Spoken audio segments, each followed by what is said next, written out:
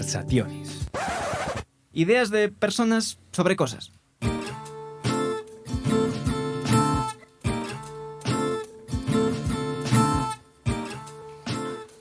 Vamos, que llegas tarde.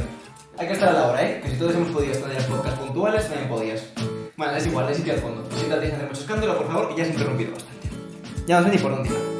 Ah, sí, decía que comienza Conversaciones, el programa en el que trataremos ideas de personas sobre cosas, y que yo, si he llegado puntual, soy Fran Cabañas, y otra persona que se ha llegado puntual es mi compañero Andrés Rodríguez.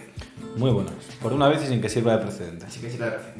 Hoy, para romper el hielo, traía no uno, sino dos, sino tres temas preparados, pero lo voy a descartar todo por algo súper urgente que me pasó ayer, ¿vale? Vale. ¿Qué te voy a decir? Sí, también es verdad que me vas a decir. Sí. Tú, asiente y ya está. No, quería hablar de una cosa que me molesta mucho y creo que deberíamos mejorar como sociedad, ¿vale? Que es cuando tú vas a comprar una tienda y acabas de hacer tu compra y tal, los dependientes que se despiden de ti según acaba la compra. Y a mí eso me da muchísimo reparo porque yo tengo todavía que guardarme mis monedas en mi monedero, mis billetes en mi cartera, mi ticket en mi cartera, los productos en la bolsa o en la mochila, y son, desde que me dice adiós, gracias, hasta que ya salgo por la puerta y digo yo adiós, pasan unos 15 segundos que se me hacen eternos. Sí, es como es como un espacio liminal, Sí. ese momento de... Además eso es que como que se extiende, ¿sabes? Tú estás Sí. ahí como si estuvieras puestísimo hasta las cejas y estás guardando la moneda y oyes cada sonido, cada acción como magnificada, y a mí me da mucha ansiedad. Y yo creo que eso es algo que desde aquí un llamamiento a la gente que trabaja de cara al público, que bastante tienen con lo que tienen ya, pero es algo bastante sencillo. Tú sonríe, quédate en silencio y ya te despides cuando yo me estoy yendo por la puerta. Sí, o te sigues haciendo tus cosas y esperas al momento en el que de verdad separáis caminos para poder decir adiós. Claro, porque si no, yo he llegado a despedirme dos veces y eso es casi peor, en plan, hasta luego, y luego ya cuando te vas, venga, hasta luego, y es, no sé, ese tipo de Sí, es un poco como cuando te despides de alguien por la calle y luego vais en la misma dirección. Sí, es esa misma sensación de que han pasado 10 segundos, pero te has martirizado como si fueran 15 años, ¿sabes? En fin, eso es todo. Simplemente, pues desde aquí, un llamamiento con esta enorme plataforma, con este altavoz poderosísimo que tenemos, a toda la gente que se dedica a estas cosas. A toda la gente que trabaja cara al público, que en realidad ya bastante tienen con lo que tienen, pero... Pero bueno, si queréis ser indulgentes también con este pequeño capricho mío, pues también os lo agradezco. Y sin más dilación, si te parece, vamos con la primera sección, que casualmente es mía. Vamos, por favor. Pues quiero que visualicemos un cuestionario cualquiera, en el que la segunda pregunta va a ser casi de forma ineludible, género. Le damos a la lista extensible, hoy pasamos de hombre, pasamos de mujer y nos centramos en otro. Porque hoy vamos a hablar de géneros no binarios en esta sección llamada 5 géneros más por quejarte. The future is non-binary. The future is non-binary. The future is non-binary. The future is non-binary. The future is non-binary. The future is non-binary. The future is non-binary. El caso. Voy a hablaros un poco el preámbulo súper extenso, pero bueno, decir que vivimos en una sociedad patriarcal y heteronormativa, ya sabéis la vaina, ¿no? Básicamente. Vivimos en esa palabra. Vivimos en una sepalabra. En esta sepalabra, bueno, a priori puede parecer lógico una cosa. Hay dos sexos biológicos, pues tiene que haber dos géneros. Es lo normal, y de ser trans es una moda. Pero no. Muy brevemente, las características sexuales son realmente una distribución bimodal, es decir, hay muchas características sexuales que conforman una amalgama de características que normalmente se agrupan en dos grupos, pero crean más bien un espectro de género. Eso, que además da mucho miedo a la gente. En fin, lo normal, por tanto... Me voy a disfrazar de espectro de género para el próximo Halloween. Hay un fantasma que recorre Europa, verdaderamente. En fin, lo normal, por tanto, cuando entendemos un poco más esta realidad del sexo biológico, es que haya dos géneros, como mínimo, y luego ya, pues lo que te vaya apeteciendo hacer. Y que además las distinciones entre ellos deberían ser un poco más flexibles y debería existir la autodeterminación. El género binario, por tanto, impuesto de forma rígida, es una excepción histórica y geográfica. Y hoy vamos a centrarnos más bien en la regla. Es decir, lo que vamos a hacer es un recorrido por todo el planeta y toda la historia humana de géneros que no encajan en lo que entenderíamos como binario, ¿de acuerdo? Vale. Y antes de empezar voy a hacer una serie de avisos a los que creo que te vas a sumar. Vamos viendo, ¿no? Vale, para empezar, no soy una persona experta, mi intención es solo poner estos temas sobre la mesa, me interesa un huevo, pero pues eso no es suficiente de género y mucho menos de peña de la que vamos a hablar, súper racializada y demás. Entonces, pues si ofendo a alguien, decidlo y yo me disculpo y enmendo el error, pero de momento eso, decir que voy a hacer bromas, pero porque estamos en un podcast, en eso consiste, pero vamos a ser... Vamos a hablar sin saber, básicamente. Vamos a hablar sin saber, pero como de costumbre. Sí. Pero esto es algo... Es un trigger warning que podríamos hacer en literalmente cualquier programa. O sea, no es transfobia, es ignorancia, ¿sabes? Claro. Básicamente. Bueno, otro aviso importante es que voy a hablar de géneros no binarios desde un lenguaje con género gramatical binario. O sea, el castellano tiene pues género gramatical binario y eso es literalmente intraducible, o al menos no se puede traducir con precisión. Lo máximo que podemos acercarnos son pronombres neutros, que voy a utilizarlos además porque que se pique aquí en la rasque. Y no voy a utilizar neopronombres de esos porque no los conozco, pero me gustaría solo por joder más todavía. Y luego, por último, más allá del lenguaje como tal, voy a traducir cosas de culturas completamente distintas a la nuestra y por tanto incomprensibles, básicamente. Vamos a hacer paralelismos, vamos a hacer comparaciones, pero solo por atajos, ¿no? Por que se entienda rápidamente y por tener una idea inicial, pero bueno, hay que tener cuidado con esto, no imponer ideas. Luego veremos un poco más en algunos de los casos. Y por último, no profundizaremos mucho porque, como dijo un sabio, it's very difficult todo esto y además no me pagan lo suficiente como para profundizar. Es decir, no nos pagan. Imagino que te sumas a todos estos avisos. Sí. Lo subrayamos.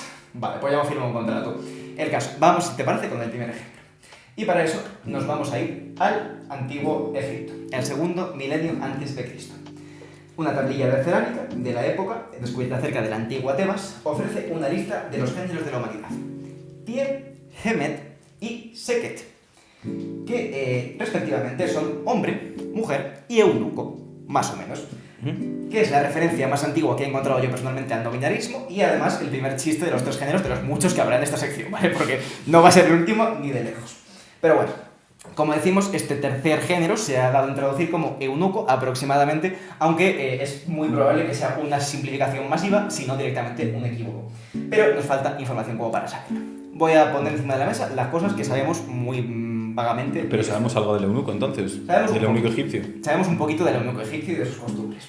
Lo que sabemos es que en esta tablilla al menos estaban al mismo nivel semántico que los otros dos, es decir, no había hombre, mujer, hombre y hombre eunuco, sino que había hombre, mujer y eunuco como tres entes completamente independientes.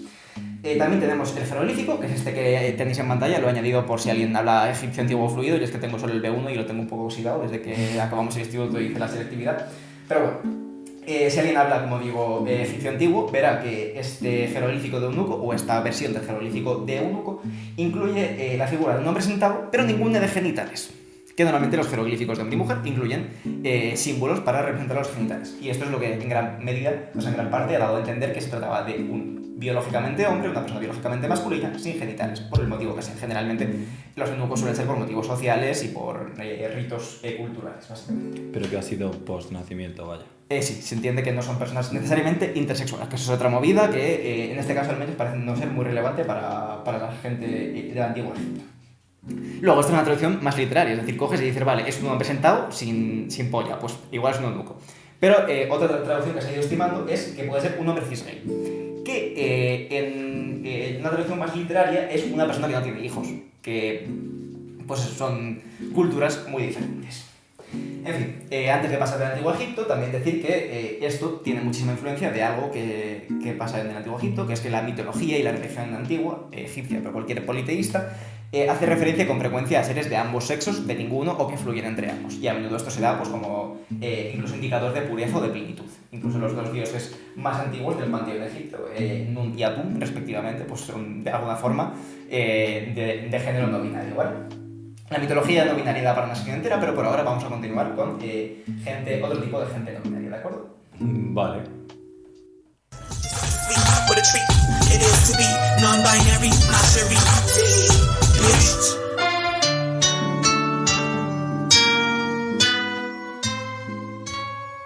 Música y culturas no relacionadas, ¿vale? O sea, completamente independientes, no tiene No, nada. sí, se nota, porque... Sí, ¿verdad? Esto probablemente, como decíamos en la Esto que lo veo broma, demasiado moderno para los egipcios, por ejemplo. pero esto, como decíamos, también, o sea, esta música, escucharla sería capaz de matar a la gente de la que estamos hablando, así que... Es probable. En fin, nos vamos a Eurasia, a siglos antes de Cristo, muy vagamente, y digo Eurasia, una región súper grande, porque estamos hablando de un grupo de jinetes nómadas que ocupaban toda esta región, conocidos como los sintios. Y digo conocidos cuando quizá debería decir conocidos, porque dentro de los sintios había también tres géneros: hombre, mujer e inara. ¿Y qué significa inara? Básicamente, chamanes. Y aquí ya empezamos a ver cómo en culturas antiguas, y en culturas incluso, bueno, no antiguas, pero en culturas ajenas a la nuestra, a menudo personas de un tercer género, personas no regidas por el género binario, suelen otorgarse una serie de roles sociales que se asemejan bastante a lo que entenderíamos como magia o religión. Pero es habitual, entonces, que estén asociadas al misticismo. En Lo vamos este a caso- ver en otros casos. Sí, sí, ¿o? sí. O sea, esto es algo bastante recurrente. Lo veremos Vale, luego vale. en otro par de ellos, por lo menos. Pero sí, es algo bastante frecuente. Y es que piensa que en sociedades en el que el género tiene un gran poder de control social, poder hacer trampas en el género, básicamente, es muy útil. De hecho, lo que tiene de interesante los Inara, o les Inara más bien, es que básicamente pueden hacer lo que se dice los huevos en términos de rol de género. Y eso pues es bastante útil, ¿no? Puedes hacer el rol que quieras, que no sé exactamente cuál es la división de roles entre los Inara, pero digamos que es la típica de unos cazan y otros cocina, por así decirlo, pues tú puedes hacer lo que más te apetezca. Además también tiene que ver... Hoy me he levantado con ganas de cazar, Sí, hoy sí. me levanto con ganas de cocinar. Efectivamente. Y además también puedes decidir tu aspecto, que también pues no está tan chetado, pero mola bastante. Sí, mola bastante, la verdad que sí. Y además, algo muy interesante es que los Inara, bueno, los Sintios, el grupo este grande al que pertenece los Inara como grupo colectivo no binario, tenían, pese a ser tan abiertos con respecto al género, vivían en una sociedad heteroromántica. Que a mí me parece fascinante personalmente que inventaran antes la transición de género que el homoerotismo, pero es interesante también que solo podían, por tanto, pues tener relaciones íntimas, sean puntuales o sean más de románticas, con personas del género opuesto o de un género distinto al suyo, en este caso, no necesariamente opuesto, y por tanto eran capaces de transicionar o hacer que la otra persona transicionara para tener relaciones. Que está un poco feo lo del cambio forzoso de género, pero bueno, así se siente ser cisgénero en España de Pedro Sánchez, así que supongo que podéis empatizar también. Pero bueno, el caso es eso, que también tenían un gran poder, les temían bastante, que oye, a falta de respeto, pues bueno, es miedo, quieras que no. No, sí, desde luego, si tienes que elegir. Y luego, lo que más me interesa personalmente de esta gente es que presentan los primeros vestigios de tratamiento de reemplazo hormonal. Y estamos hablando de antes de Cristo, básicamente. Y ahora quiero que intentes adivinar, te voy a dar un momentito, los ingredientes que utilizaban respectivamente para conseguir hormonas para transicionar a un cuerpo sexuado más masculino y más femenino. Si se te ocurre algo. ¿Pero lo conseguían realmente o era placebo? Esa es mi primera pregunta. Es un poco complicado. No, o sea, sí había efectos físicos en la química del organismo. Se metían algo que les cambiaba al menos el cerebro. Vale, quiero saber que no había canibalismo de por medio. Vale. Me quedo más tranquilo. Es un buen comienzo, no había canibalismo. Vale, ok. No sé si tirar a que consumían algún tipo de flora o algún tipo de fauna. ¿Tienes? Puedes intentar adivinar o si no te los digo yo. Voy a tirar a, yo que sé, que comían algún tipo de planta que... No sé, voy a tirar porque comían plantas. Me voy a quedar ahí porque no puedo profundizar Vale. más, no sé más, pero... Más o menos, o sea, la mitad lo has acertado, porque utilizaban dos, una para masculinas y otra para femeninas, y ahora respectivamente raíz de regaliz, de planta de regaliz, que es acertado, y luego pis de yegua. Mira, quería tirar yo flora o fauna, vieran las dos, Flora y fauna, los dos géneros, una vez más. Efectivamente, imaginaos lo comprometidos que estaban, los comprometidos que estaban con su gender envy, con su gender goals, como para beber pues pis de yegua y vaya de raíz de regaliz, que tampoco creo que esté muy bueno, o sea, a priori repele No, menos. sí, hombre, la raíz de regaliz, sí. La raíz sí. Coño, También se pero, come. claro, el regaliz como tal sí que se Yo come. pensaba que era el tallo lo que se come. Yo creo que son las raíces Ah, lo que pues se comen. Pues, bueno, lo tenéis ahí, creo, si no me engañé luego. Bueno. El caso. Bueno, como decíamos, sí quería decir que esta gente suele dedicarse a la magia, al chamanismo, al espiritismo, lo que quieras. Y algo que destaca la persona cuyo artículo me he leído respecto a esta gente es que las hormonas son sustancias psicoactivas, al fin y al cabo, sobre todo si las tomas en grandes cantidades y si vas cambiando entre ellas. Que normalmente la gente no es muy consciente de esto porque no sabemos cambiar drásticamente de hormonas.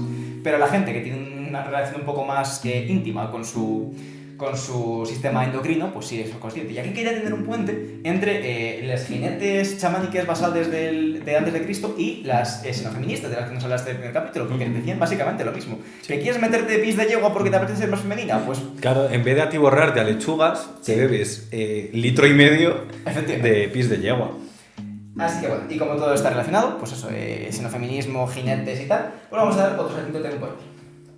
Y nos vamos a ir en este caso a la Inglaterra del siglo XI, ¿vale? Nos situamos. Menudo cambio. ¿eh? Menudo cambio. Ya, plena Edad Media, nos hemos saltado, pues eso, 1.000 y pico. Y aquí nos vamos a centrar en una serie de glosarios antiquísimos llamados Antwerp Plantin Moretus, que son eso, glosarios súper serios, súper antiguos de los monjes de la época, en los que se recogían pues, definiciones de palabras de uso común. Nos vamos al número 32, que aproximadamente podría ser contemporáneo a Beowulf, el famoso poema épico en lengua inglesa, que nombra a algo conocido como Wapen Withestre, pronunciado así a la castellana, Wapen Withestre. etimológicamente, weapon, de la palabra weapon que sigue existiendo en el inglés moderno. Arma. Arma, efectivamente. With o wife, que también existe en el inglés moderno como esposa, mujer, dama o lo que quiera que significase en ese contexto. Y luego un sufijo femenino para indicarte que se trataba 100% de una mujer.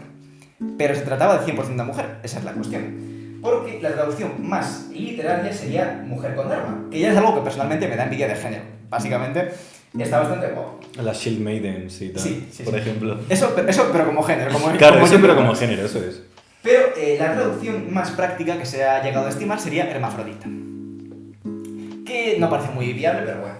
Pero claro, No demasiado, desde luego. entre la antigüedad del tomo, la ambigüedad, el contexto social y las pocas fuentes primarias que se conservan de gente hablando de mujeres con armas, pues puede significar muchas cosas. Y te leo una breve lista.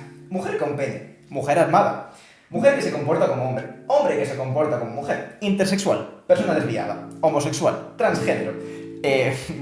Yo con mis amigos, o como era el meme de con quién vas a salir que decía mi madre, pues eso. En cualquier caso, es algo que no encaja en el binario de género, pero ni de coña. De cualquiera de las formas se sabe. Y esto nos va demostrando algo que será muy importante, sobre todo a partir de este punto en la sección, que es que ahí donde ha habido tiranía, sea de género o sea de cualquier tipo, siempre ha habido resistencia en forma de disidencia. Blandiendo ora una espada, ora tu propio pito, ora el de otra persona, y de la forma en la que se hace esto siempre, que es básicamente generando tanta confusión como buenamente puedas.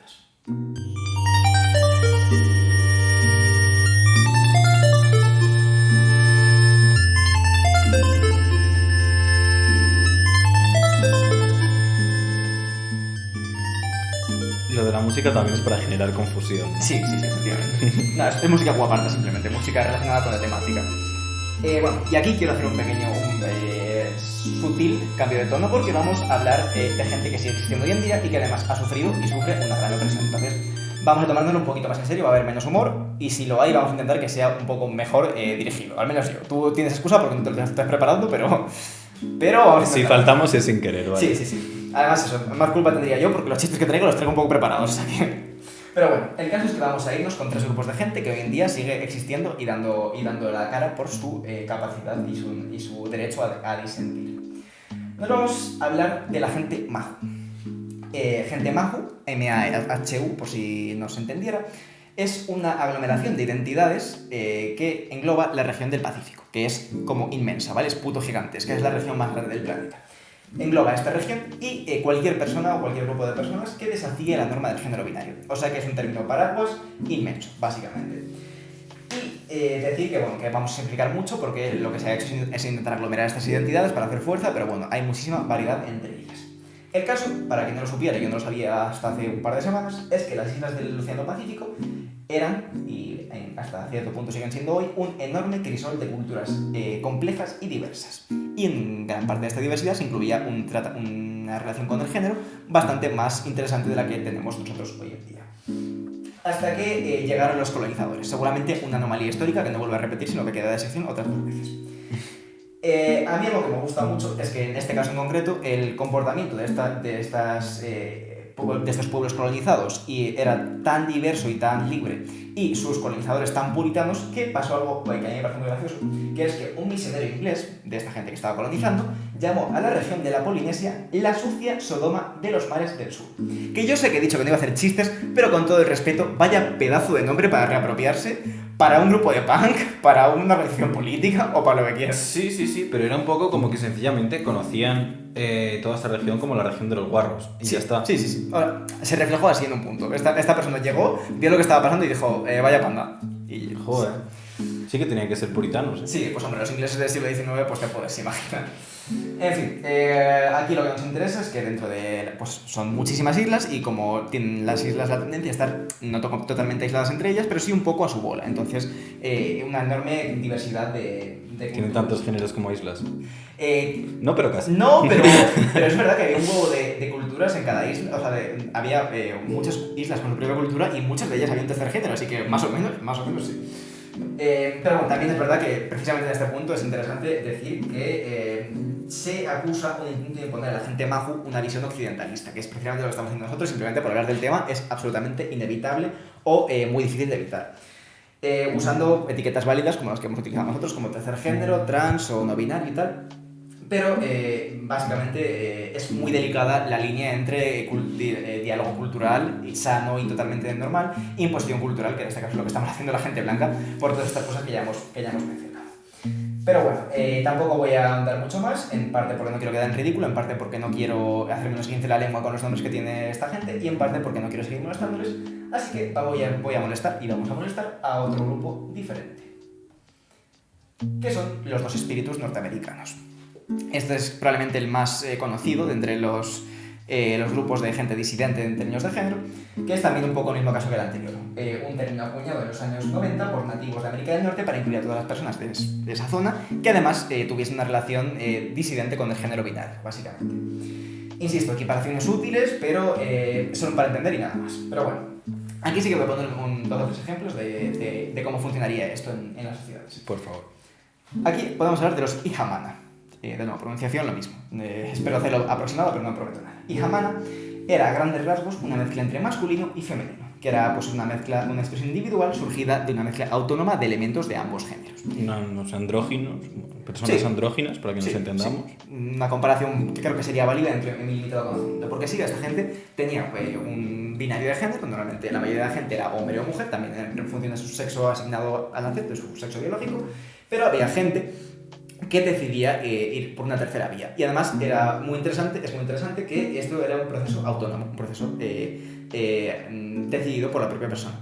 De hecho, hubo una antropóloga que visitó y conversó con estas tribus a principios del siglo XX, cuando todavía había más de esta gente, por suerte, y por desgracia que ahora ya no, y atestiguaba cómo se respetaba el espacio y el tiempo de las niñas, de los infantes de esta tribu, para decidir ellos si ese era su género. Es decir, que a priori pues igual sí que se les intentaba, o sea, tenía tendencia a empujarlos hacia donde les correspondería por su sexo biológico, pero que en cuanto daban la más mínima señal de ir por otro lado, pues que, oye...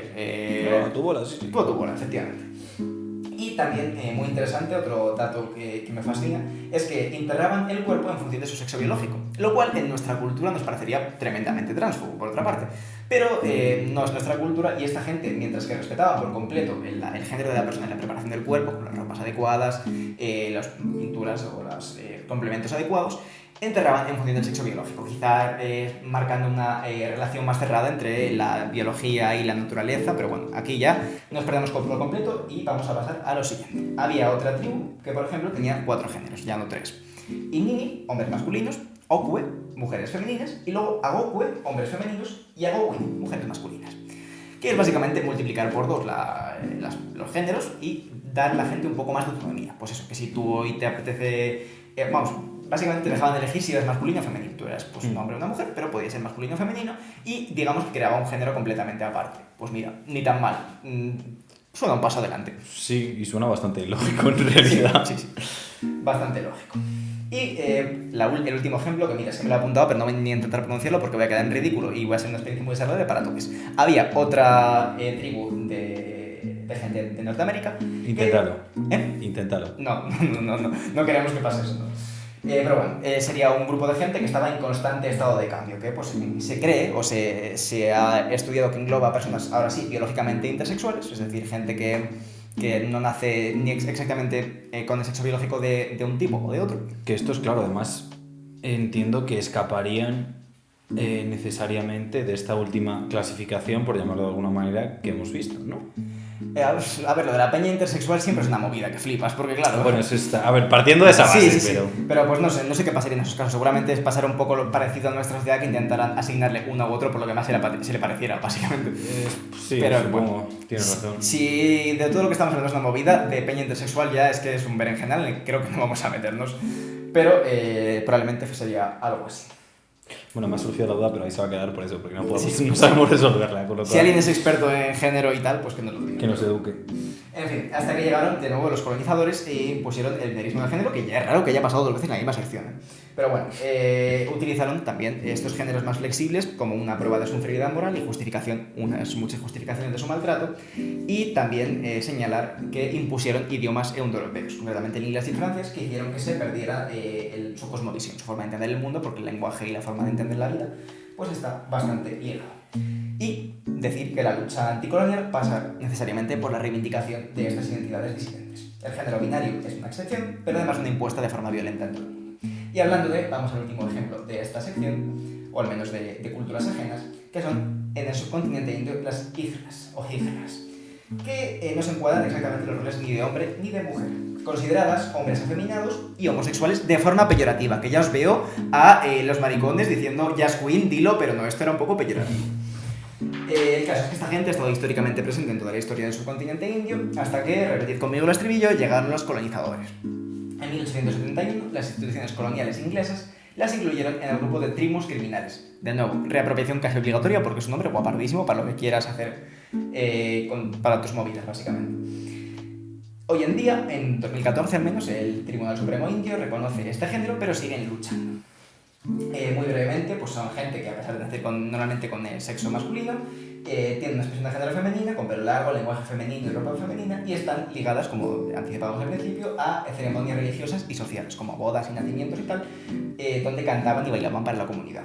Y además se decía que tenían el poder de bendecir o maldecir, como toda la gente no binaria, eso es de todo sabido. Sí, una vez más, el misticismo. Y bueno, cosas muy interesantes de esta gente, pues que suelen estar organizadas en casas con relaciones de gurú-aprendiz, es decir, de un aprendiz más joven a una gurú, una hijra más mayor que enseña un poco todo, y que además se extiende en red, es decir, la gurú de tu gurú es tu abuela gurú, por así decirlo. Y mediante esta relación aprendían un lenguaje secreto conocido como Ulti, que aquí para no hacer bromas me ha costado, pero bueno, vamos a intentar correr un tupido velo y vamos a ir avanzando y acabando ya con esto. Y por último, lo que sí quería destacar es que llevaban a cabo un ritual llamado Nirvan, que consistía en cirugía genital completa, pero con un fuerte componente social y espiritual. Es decir, se entendía como un renacimiento, como que volvías a nacer en el género nuevo. Que esto hubo momentos en los cuales era obligatorio para que se considerara una hijra completa, pero hoy en día, como todo lo que he mencionado, no es un monolito y de hecho hay bastante flexibilidad. Lo que sí que tienen en común es una opresión sistemática y una lucha para enfrentarla. Y hablando de lucha sistemática y cambiando también drásticamente de tono, voy a irme a una cultura a la cual no me veo en la más mínima necesidad de respetar, como es Occidente. No soy ni hombre ni mujer, solo soy una persona, solo soy una persona, solo soy una persona, solo soy una persona.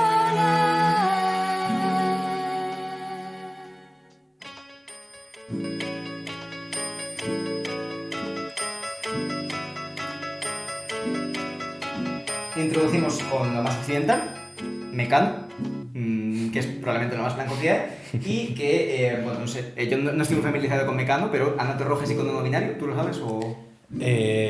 Aquí ya me pillas un poco más, ahí ya la no verdad. bueno, esta canción... No tengo ya tanta cultura para esto, o sea, conozco a Ana Torroja tal no sé qué, pero el lore, del lore no me acuerdo ya. Bueno, pues esto es un temazo y va sobre no ser ni hombre ni mujer. Aquí he volcado también mi carpeta de memes, no me he complicado, pues si alguien quiere que pare y vea mi colección de memes de género no binario. Sí. Bueno, en fin, básicamente eso, aquí ya no tengo que ir con pies de plomo porque es mi gente y puedo meterme con ella porque pues así es como funciona, ¿no? Transiciono, que es como decir casa y ya pues puedo meterme con quien quiera. En este caso, bueno, completamente ligado a la cultura predominante del mundo anglosajón y la contracultura punk, en los años 80 y 90 surge pues el término genderqueer, el término tercer género, disidencia de género, y más en internet moderno aparece el término no binario como tal, NB, EMPI o como quieras abreviarlo. Y básicamente aquí tampoco tengo mucho más que decir, pues porque no somos gente tan interesante. Pero bueno, podríamos hablar de mulets, de nombres de 4 letras, de setas, de ranas, de la intersección con gente del espectro autista, pero no vamos a meternos en camisa de 11 varas, pese a lo mucho que nos gusta la ropa amplia a la gente no binaria. Asimismo, decir poco más que se está sufriendo una estigmatización brutal que va a ir a peor, así que debemos pelear por nuestras identidades y nuestro derecho a disentir. Llegaremos a abolir el género, pero entre tanto lo estamos puteando de todas las formas que se nos ocurren, que no son pocas. Y hasta aquí el género se ha acabado. Y ya está. Bueno, pues supongo que es mi turno y tengo que decir que, si te parece, el género no se ha acabado, vamos a seguir al menos durante unos minutos tratando cuestiones de género. ¿Tenemos más géneros? Vamos a hablar de cuestiones de género, ¿vale? Vamos a hablar de la ambigüedad del mismo también. Vamos a hablar de ese tratar de clasificarlo una vez más. Vamos a hablar incluso de su búsqueda. Bueno, en realidad te estoy mintiendo, no vamos a hablar de eso, vamos a hablar no del género, sino del sexo, pero había que enlazarlo de alguna manera, ya lo siento. Te lo he puesto un poco difícil. Sí, es verdad. Entonces, pues bueno, deciros que hoy os traigo la segunda parte de un apasionante episodio acerca de una criatura que después de miles de años de convivencia aún nos oculta una cantidad de secretos bárbaros. La anguila.